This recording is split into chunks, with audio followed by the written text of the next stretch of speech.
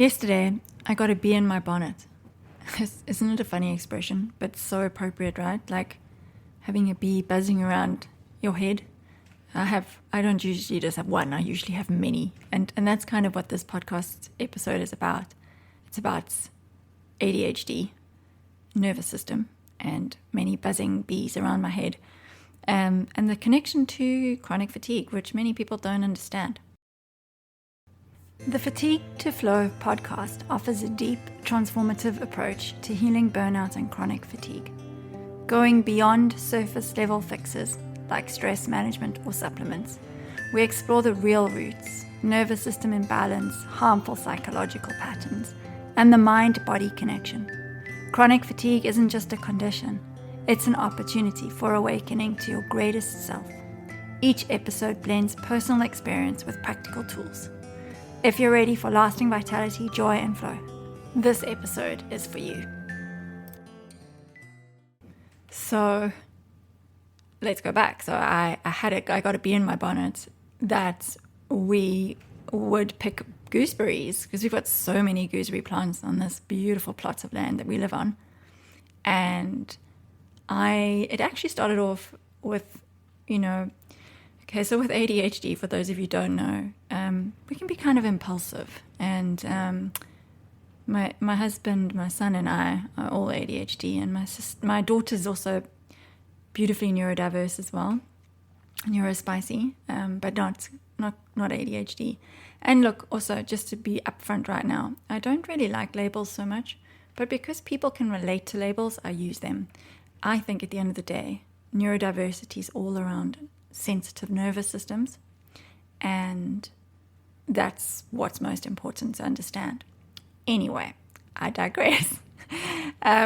So I got the idea, let's see if anyone would be interested in ordering gooseberries. So I posted on a few of the local WhatsApp groups, and then my son, with his impulsivity, was grabbing a bucket and going to pick gooseberries. And this looked so exciting that all of us did it. So there's all four of us in the garden. Beautiful sunny day. The day after winter solstice. You got to love it. The weather was very kind to us yesterday. And picking gooseberries. And we actually ended up selling 4.2 kgs of gooseberries yesterday, which was amazing. And the beauty of it was just how bountiful this land is, where we didn't have to do a darn thing. We could just take from what the land was producing and we could make money. So I was very grateful to the land for that. So why I wanted to tell this story is because I found it amusing how in typical kind of in the way that nervous systems function with ADHD, we all started off with a bang, hot off the starting line, and then kind of halfway through, my daughter's complaining about sensory issues because now her hands are sticky from the gooseberries. My son has faded because he's hit his wall, because suddenly now it was a great dopamine hit because it was something novel and new, and there was the promise of money, which is also very rewarding and amazing for a good dopamine hit. But of course it required a little bit of work. I don't know if you know much about gooseberries, but you got to pluck them from the stem, and then you've got to take the husk off, which is kind of like a coat made out of fibers, and you got to peel it off. It's not that hard to do, but when you're doing 4.2 kgs worth, it ends up being quite tiring. So there I was at the sink, also very much like washing them now, right? And I've now also lost it. I've lost my mojo, and I'm kind of done. My son's done. My daughter's done. And I had to laugh because this is what many people with sensitive nervous systems do, is we do it all or nothing. I wanted to share this because I really got to understand my nervous system so much better in the last couple of years and understood why I burnt out. So what happens usually with neurodiverse nervous systems, especially with ADHD, is that there's a tendency to go gung-ho and really put everything into it, especially when there's a dopamine kind of hit that's on the other side, which is often the case with projects or ventures, where there's even the reward of like having achieved something, but it's always a process, and the process itself can get quite exhausting, and it's not necessarily producing any dopamine. And then we have to push through that. And what happens is it can often be a kind of a burnout. Particularly what you might see is a lot of procrastination. And procrastination, while people think it's laziness, is actually often overwhelm. It is a nervous system that has said, I'm done. I just got fried because I got super, super hyper aroused. And there was actually a bit of fight-flight happening, even though, so let me just be clear about this. Fight-flight can happen when we're excited. It's not just when we're scared, okay? So we can get dysregulated and excited and have our nervous system spike into a fight-flight response. And then if we don't manage it very well, we crash because we haven't regulated ourselves. And one of the difficulties of having sensitive nervous systems is to come back into regulation. So there tends to be these fluctuations between fight, flight, and then crash. Can you resonate? So this is the connection between nervous systems, particularly sensitive nervous systems and neurodiverse nervous systems, and fatigue. And so a lot of people with neurodiversity end up with chronic fatigue. A lot of people with ADHD, particularly, and this is also because of all the effort and energy that's put into masking. I'm going to do a whole other session episode on that because it is really important.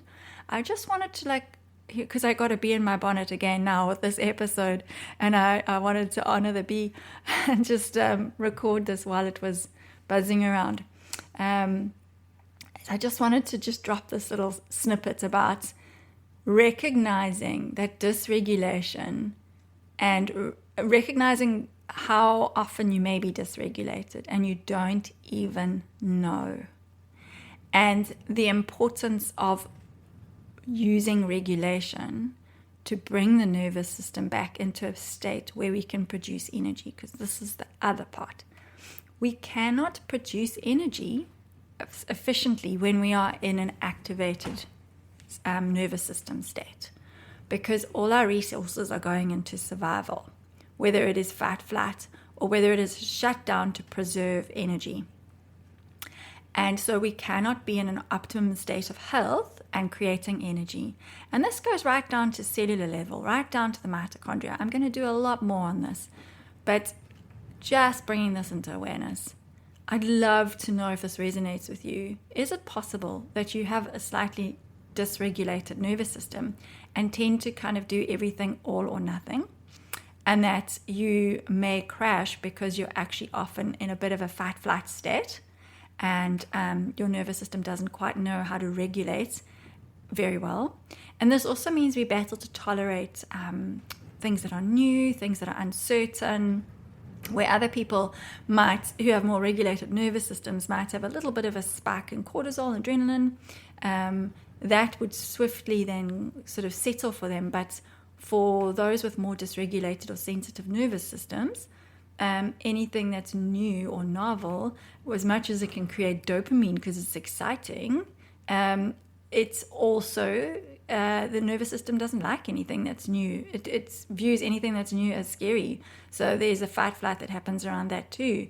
So dysregulation happens from excitement. It happens from fear of something new. And many people with dysregulated nervous systems are particularly hypervigilant. So they're often scanning for perceived threats in the environment. And that causes a lot of these little activations. And so we can actually spend a vast portion of our time in an activated state where we are not optimally producing energy. And our body systems are being thrown out of balance. So this is just a quick little summary of that, and I feel like I've been a bit all over the place because I literally just, like I said, got a bee in my bonnet and felt like I wanted to share this. So I'm going to share more on this in more detail in other episodes. But as with every episode, please let me know. Let me know your thoughts. Message me, email me, ask me questions. It also helps me to know what to speak more about. Before you go, do you want to find out if your personality might be keeping you stuck in fatigue or burnout? As a psychologist and body talk practitioner, I've seen a clear link between certain psychological patterns and chronic fatigue and exhaustion. That's why I created a quick 5-minute quiz to help you discover if you resonate with what I call the holding personality, a set of traits that I've found common in many of my clients struggling with fatigue, and characteristics that keep them stuck and depleted. So head over to kerrymagnus.net, that's no www, just kerrymagnus.net, and click Start Here to take the quiz. It might just be the missing piece you're looking for.